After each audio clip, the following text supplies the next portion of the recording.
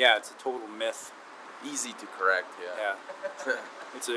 The history, the colonial history, off the bat, like Canada was established on the backs of Aboriginal people. You know, stole their land, tried to brainwash, like took their children away and tried to brainwash them to be white, stripped them of their culture. To this day, we strip the resources from the land that they've lived on for time immemorial, and none of that's been corrected. And then in terms of, in comparison to like American adventures abroad, Canada's a part of all of them. Canada's a part of Afghanistan. Canada may not directly be in Iraq, but Canada is there supplying things, selling, you know, technology to the mission. Canada is part of disrupting an independent democracy in Haiti. You know, the list goes on. There's nothing.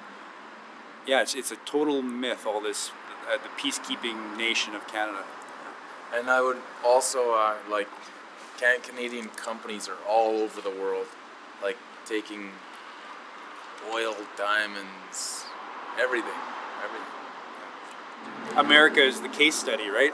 Like, it's so big and so powerful that it's the logical case study for global imperialism. And then Canada can just kind of step back in the shadows and keep doing what it does, doing the same things, but not draw as much attention. So which is it's good that some people in Canada try to draw attention to what's going on, you know, the crimes of our own state. But people in Canada love to believe the myth, you know, because it makes them feel better. They can sleep better at night. Oh, at least we're not America. But that's the kind of, you know, ignorance is bliss shit.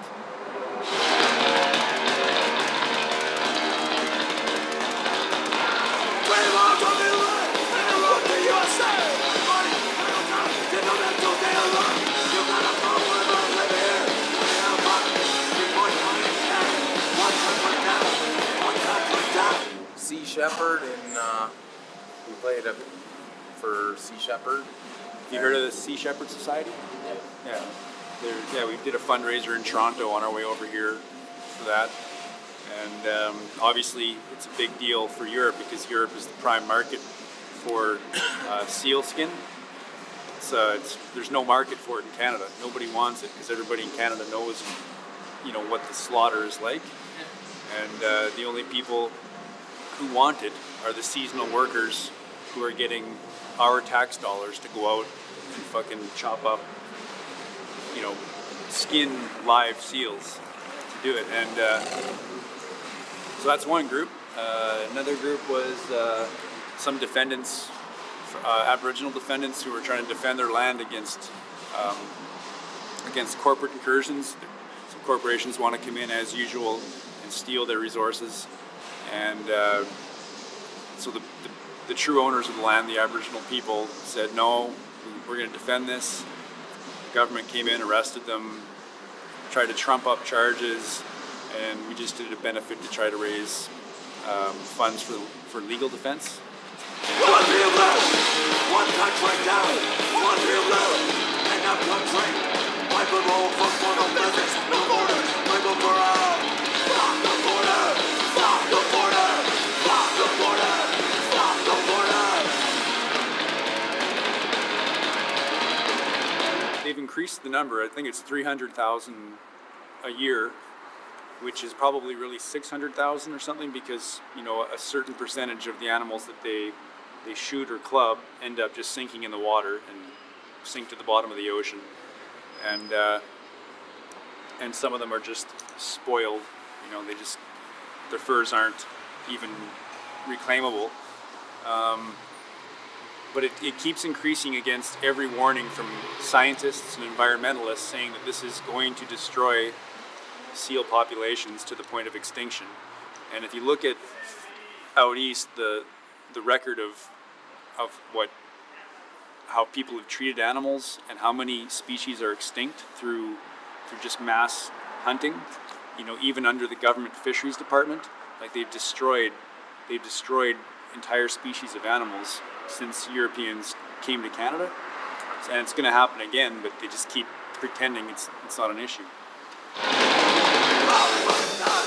Wait with respect, it's a moment. Something, make a love and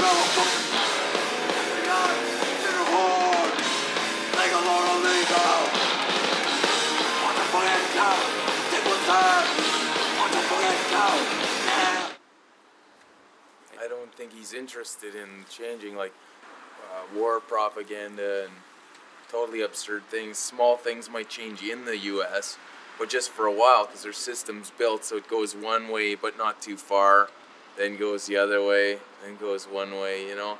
It just stays its crazy path. Like, it's built to stay on that path for as long as they can sustain it. Yeah, and if you look at the campaign donation lists from the Democrats or the Republicans, go down the list and you'll find the same companies on both of them.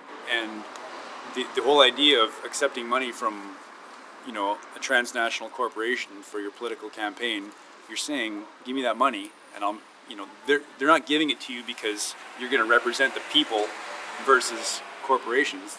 They're giving you the money because you're going to represent the interests of that corporation. And those are the biggest campaign donors in all of the U.S. So it seems so transparent and obvious to me that those two parties, the duopoly, are indentured to corporate interests in the States. And until somebody comes along like Ralph Nader, who refuses to take any corporate backing, you're not going to get a change. And it's all government is going to serve first and foremost the corporate interests, then maybe the people, you know, after that. Barack Obama's no different. Fuck the border! Fuck the border! Fuck the border! Fuck the border! Fuck the border! Fuck the border! Fuck the border! Fuck the border! Dankeschön. Razor and Sacrifice for me. Razor, Voivod. Sacrifice, Voivod, DBC, all the great Canadian thrash bands. Oh, and actually one other band that I fucking love is Erosion, old German thrash band. Yeah, I like it better than Sodom. They better weren't than as, Destruction. yeah. Fuck, I love it. But at least you know Sodom. Their record, Mortal Agony, fucking rules. Fucking rules.